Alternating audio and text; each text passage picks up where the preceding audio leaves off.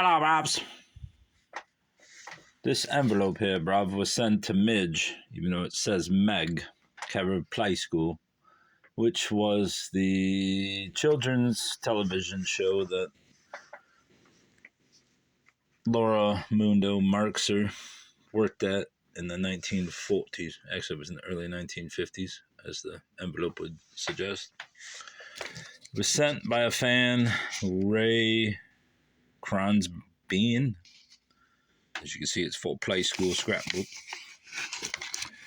And he sent a bunch of little crap in there.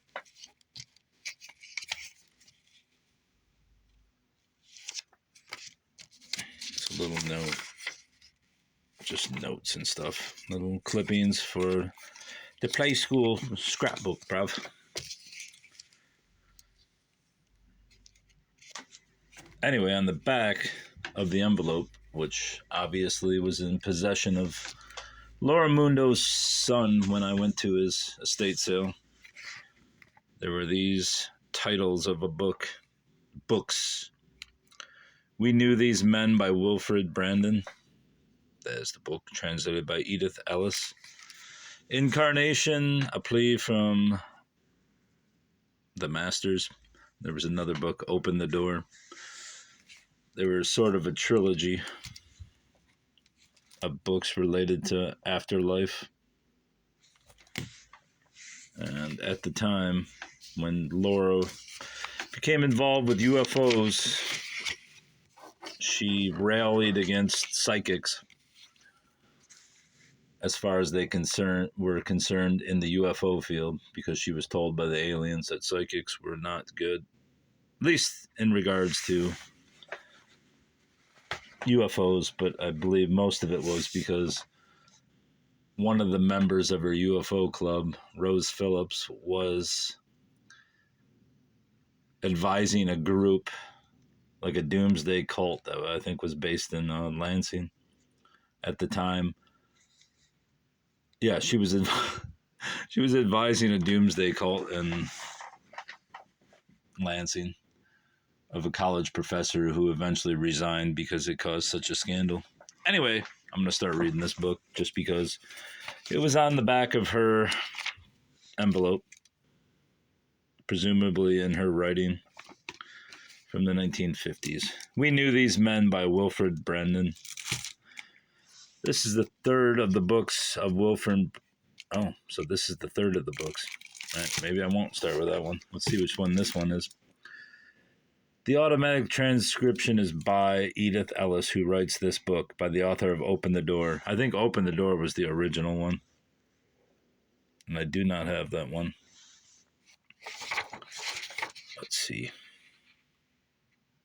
Yeah, Open the Door must have been the first one. So it's kind of moot point to read this, but I will start with this one anyways. Incarnation, a plea from the Masters.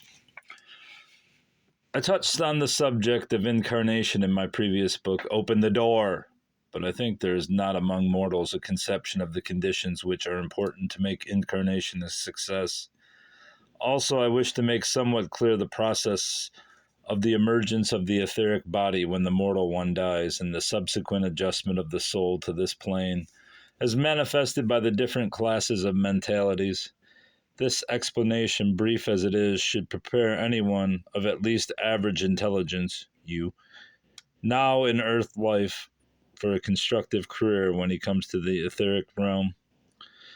I shall also be hopeful that my plea for help, which I have thought might be included, will meet with a response. I am greatly interested in the developments of the next few years. They will be the most critical in all American history. In writing on the subject of incarnation, I am aware that I am treading on an old path that has been marked by many before me.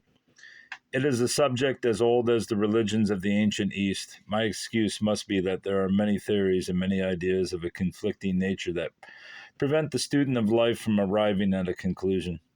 I cannot make an extended explanation of all the ways of incarnating, but I can outline the three methods that are in use at the present time. Through the years, much of the spirit teaching that has come through to mortals has been very fine. The spirits were zealous souls who were eager to spread a knowledge of the process of rebirth, but who were unfortunately limited in their understanding of it. Men who were not masters of etheric life or even students of modern scientific discoveries. Incarnation has made an advance in method in keeping with the knowledge of modern science. Many of these souls I am speaking of had never witnessed an incarnation. I have no criticism to make of these good men, for they taught much that was invaluable, but the dogmatic theology that colored their personal views they unwittingly gave out only partial truths. The White Brotherhood and all those souls who are of a progressive turn of mind have been, for centuries, studying the ways of life here, just as your scientists have done on the mortal plane. Don't worry, I don't believe the White Brotherhood was like an Aryan thing. It was more of some kind of collaborative between like-minded mystics. But I could be wrong. That's what I recall. Theologians have made one mistake. Though divine law is immutable, man's knowledge, or its application to life on all planes of consciousness, is not fixed. It is progressive according as he learns to apply it. There is never anything new anywhere. There is only a new conception of the application of the law. We here are subjects to the minds of those who are imbued with the highest ideas of life and conduct. These ideas are so broad that they embrace the whole race. Anything below that standard is not taken as a pattern for progress. These minds or souls are the masters who have brought humanity to the point where it can distinguish for itself between wisdom and folly. I am speaking now of the people on this plane, the etheric or astral realm. It was still, until modern times, considered the hell, the Sheol, the inferno. And that is about what it was. Only those souls who were advanced sufficiently in understanding to ascend to the spiritual plane could hope for any peace. Incarnation is a mortal body again. Incarnation in a mortal body again might or might not be a blessing. Until comparatively modern times, to incarnate was to take a chance that was the ultimate gamble. There were the few exceptions, those who were incarnated, guarded, and watched over by a group of masters, rare souls dedicated to a definite purpose. Human nature being what it is on the average, I need not say that few were found who were willing to remain and help to clean up the astral plane. Few are found anywhere at any time who are willing to do more than look out for their own personal interests. Fortunately for humanity, the divinity that is in some few men will not permit them to see degradation, suffering, and ignorance without spending themselves in an effort to overcome them with beauty, joy, and knowledge. The history of the astral or etheric plane and the history of the earth plane are the record of these men. In spite of the work of these masters and the results of it, the great mass of humanity is too lazy and too wedded to its ancient and primitive beliefs to embrace any advancement unless it is forced into it. The belief that the old must be ultimate truth simply because it is old is as foolish as to rush upon any untried thing as true simply because it is new. All should be tested by logic, by common sense, and above all, by the application of science. Among older races, the life of people has been almost static on both planes. The regulation of their lives by the various religious cults prevented, in most countries, free will, free investigation, and free use of the mentality to experiment and therefore to progress. Education was confined to the priest and to the few high-born rulers. The masses of the people lived century on century with no change in their thought. At death, they take their limited consciousness to the etheric plane, and there they live, reflecting the same narrow, poverty-stricken life they knew on earth. Quite a foreword this is, buddy. Since winning my degree of master, I have been taken by old masters to these countries, for each has its etheric counterpart. I have seen with my own eyes the hell the seers of the East have so well described. All men have a reverence for what is above them. Few dare to question those who have the power to ruin them or oppose them. That is the slave instinct that persists where minds are still untrained to think for themselves. Aphorisms, proverbs, rules of conduct, the edicts of those in authority, the many codes and laws governing everyday life, all keep these people in mental bondage to the past. When they die, they take the same mental luggage with them, and it governs them as it did in mortal life. The dream of the Western world to create systems that would cultivate the minds of all of its citizens capable of receiving that benefit was the greatest advance made by the spirit of man in all recorded time. However short we have fallen in the realization of that dream, the very attempt toward it has given life, here as with you, a vista so consummate in its grandeur that we can only call it a revelation of divine intelligence. True, a reaction has taken place in mortal life. In the past 75 years, scientists seeking for truth in many directions revealed vast fields for material profit. Greed followed, then lust for the power wealth gives. Then came the war madness. Now the fight is on for world dominion. Never was the human race in such danger as now. It has gained knowledge that can make it a suicide. The planet can be plunged into another dark age, unless you learn that you cannot die and that you are making your future life on this etheric plane, the result and reflection of the one on Earth. You were intended, you Americans, to show how blessed life could be on Earth.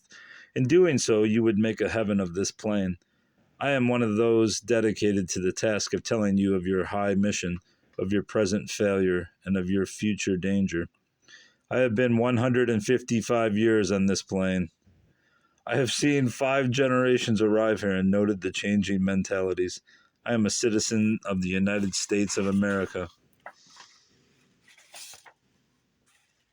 Now, as well as when I was killed by the British in 1781. All right, this is getting good now. I have worked, studied, and made of my mind an instrument with which to help those who are here selflessly striving to serve their people here. I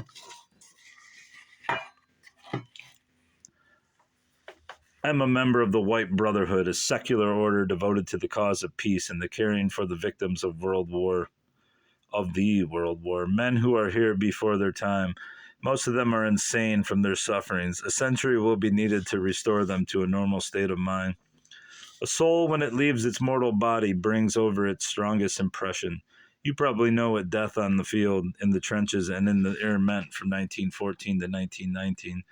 With others here, I was on every front receiving the souls of the war dead. I saw it all. And even with my century and a half of mental training, the memory of those sights and sounds all but shatters me. Can you not imagine what it must be to those poor men whose tragedy is that they cannot forget? They constantly see and hear it all again, as it is pictured and recorded in the ether. In my previous book, Open the Door, I have explained the condition of these men in the hope that it will inspire you to increase your efforts for peace.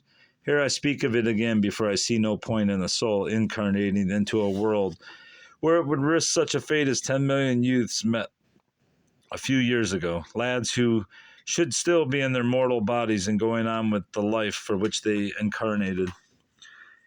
It is the fashion in your realm to be cynical about life after death, to defy all that has been said on stone and scroll, all the records of psychic investigation, all the revelations of etheric science, and live only for the span between the birth and death of the mortal body.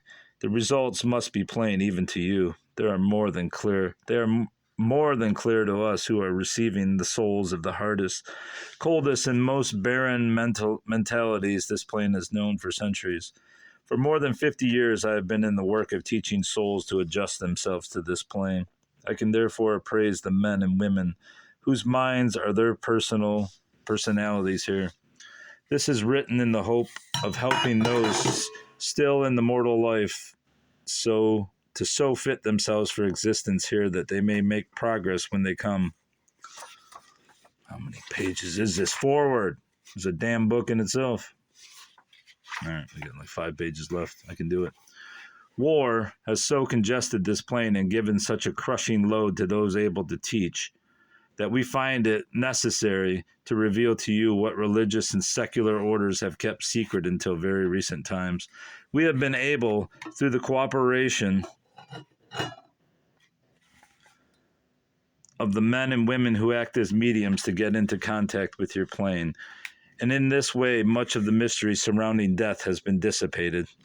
For 15 years, I have been developing and preparing the ones whose hand is taking down these words. Her whole life has been spent in the profession of the theater. No inkling of her future work was given her. She is the granddaughter of a master here, one of my associates, Thomas Ellis, a fellow of Trinity College, Dublin, and a practitioner of medicine and surgery in the United States until his death. This occurred when his granddaughter was a child. In 1919, I had been in her home and assisted Thomas Ellis in his efforts to give her vibratory treatments when she was ill. This is done more frequently than mortals know. Souls here ask for help for their loved ones in mortal life, and we are able to give them renewed vitality through mental vibration. Until 1930, my transcriber had no conception of her future work for us. I was at first obliged to address her through another person, her secretary, whose capacity for automatic writing I had discovered. I was very careful to find out if the work I am pledged to appealed to Edith Ellis, when I told her that my purpose was to promote the cause of peace by showing the terrible effects of war on this plane, and also to help the race forward by giving it the knowledge of what it must do to further its evolution. She was willing to place herself in my care and develop her power of automatic writing. Also, I was able to increase her clairaudience, etheric hearing, which she already possessed in some degree. I mention these particulars because the world is so ruled by prejudice against anything it does not understand that I know the risk she runs of having both her powers and her motives misunderstood. I cannot be too empathetic in making the statement that you are the victims of a conspiracy of silence. We do not fix the blame. That conspiracy has become a fetish, nothing less than the belief that to investigate what happens when we die is to give offense to a personal deity. Nice wrinkling of the page there, you half-wit. A personal deity, and thereby bring punishment upon ourselves. Science is now fast breaching this wall of ignorant and cruel custom. Your radios have already taught you that all sounds are forever in the ether. Television will make you realize that every action is eternally photographed in the etheric matrix. The science of radioactivity will soon advance to a stage where your experts may be able to hear us. If they can get their instruments to register the wavelength of a medium who can hear clairaudiently, that wavelength should enable you to hear us. Our voices have a vibratory rating so much higher than yours that we are inaudible to you. Here, where all is relative, our voices seem to us of the same volume and tone as when we use them in our mortal body. Soon you will find the method to make the connection I suggest. We, on our side, will guard your mechanical device and keep it free for the use of those able to help in the proper cooperation of our two planes. Now, while human beings are the only channels for communication, these avenues are usually choked by the many personal friends and relatives or by earthbound souls who never cease their efforts to break through and express themselves. Much impersonation goes on by these irresponsible souls. The mediums are not to blame, for they are imposed upon equally with the sitter. These psychically gifted people are often persecuted men and women who try to bring comfort to their clients in bereavement. Few of them are students and really know to what entities they are lending themselves. They have no idea that the communicators are not the high and exalted souls they pretend to be. In the end, however, they probably do much good in bringing hope and comfort to the friends and relatives of souls here. I see no great advance to be expected until communication is made a science, not simply the demonstration of psychic phenomena, though that has had an inestimable value in the past in establishing the fact of a power that operates beyond the physical. The period for that sort of exploration need no longer be extended. Investigators have proved their case in many countries. The thing to strive for now is the mechanical device that will stand every test anywhere and at any time. Gotta love that clanging. Very professional. My very limited opportunity to get these essays on paper has made me eager to say in brief but emphatic terms that I am pledged to say, to give you facts. I have meant to serve all. I believe that no good can come of withholding longer the facts of life after death. I believe it is possible for this information so to inspire men and women to use their powers for their own present and future benefit, that both here and with you we shall again resume the march toward a new heaven and a new earth. For the past 50 years, we as a race have been retrograding. Incarnation has been shunned by fine souls. Those you now have in mortal life are the result of whatever advantages or disadvantages your civilization could give them. The best minds have remained here, made all they could of their opportunities for study, and now await a turn in the affairs of your world, when they will again dare to trust themselves to your system of life. You who read this book are out of the common run. You are one of the exceptions, or a work of this kind would not interest you. It is to the minority of which you are one that we look for help. The White Brotherhood numbers but 10,000 men. We live in a realm of many millions. 10,000 among these millions are dedicated to bringing light and leading to the people of Earth. 10,000 of you mortals banded together could, by working with us, bring in a millennium. Note. Dictated July 16th, 1950. Please don't be a 10-page note. Oh my God, Wilfred. You insufferable bastard. Dictated July 16th, 1950. In the new edition of Incarnation and a Plea from the Masters to be issued this year, I wish to make a few corrections. Chief among them is the following statement in my original foreword. The White Brotherhood numbers but 10,000 men. We live in a realm of many millions. 10,000 among these millions are dedicated to bringing light and leading to the people of Earth. 10,000 of you mortals banded together could, by working with us, bring in the millennium. In the millennium. You basically just said exactly what you said. In these 15 years, the 10,000 of our order has melted away until we are all but extinct as an order. But the 10 who still held together in World War II rose to a height of selfless service to their fellow men such as never has been duplicated in all time.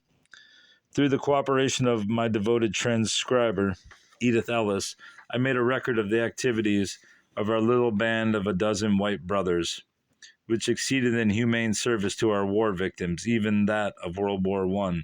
This dozen was augmented in 1944 by our great and beloved Washington, who, though serving and working on the higher planes for his people, decided to lower his vibrations. I just ripped the page. I gotta stop doing that. Gotta stop doing that, bro. Look at that. I just ripped the page, being a moron. Is he saying George Washington? This dozen was augmented in 1944 by our great and beloved Washington, who, though serving and working on the higher planes for his people, decided to lower his vibration to work with us on the astral and etheric degrees, in aiding me in transporting our European and Asiatic victims. Already a high mason, he asked to be initiated into the order of the White Brotherhood.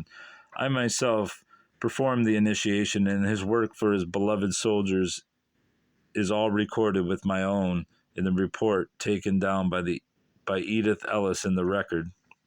Voluminous as it is, I hope someday it will see print. For there will be the story of a side of the war never shown to mortals. He is talking about George Washington. Or she is. Our beloved brother Bowling, maybe he's just talking about just a general dude named Washington.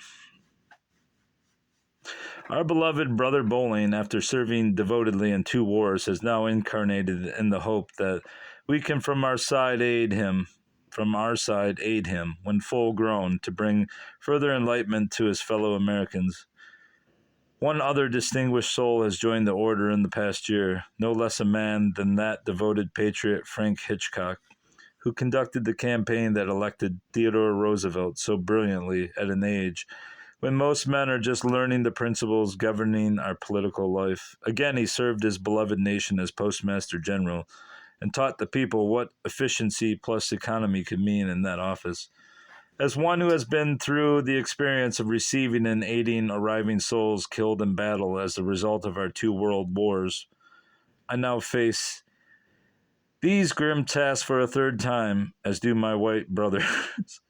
My book and the information I give are taboo as part of Army equipment. Yet, it is as important to safeguard the mentalities of our fighting men as it is to give them the arms to fight with. Those whose religious training has given them a firm faith and their immortality are assured that they cannot die. Many of our youth, however, are without this faith in their survival. In this book, and open the door, as well as well as in We Knew These Men, this book, we explain what immortality really is and how natural law operates here and hereafter. Modern science has made clear the facts of life as it is lived in the etheric as in the mortal body. We, in the etheric realm, as well as you, have the Republic of the United States of America to defend. For with all its 20th century failures, it is still the world's best hope. From this plane of life, we offer you the defense that comes of knowing how to protect your minds, the part of you that lives on against every assault. Well, the good news from Wilfred Brendan is all those books I wanted to write, but I didn't want to prostitute knowledge and facts and research. I can write them when I'm dead. I can do it. All right, Bobs. Goodbye. Cheerio.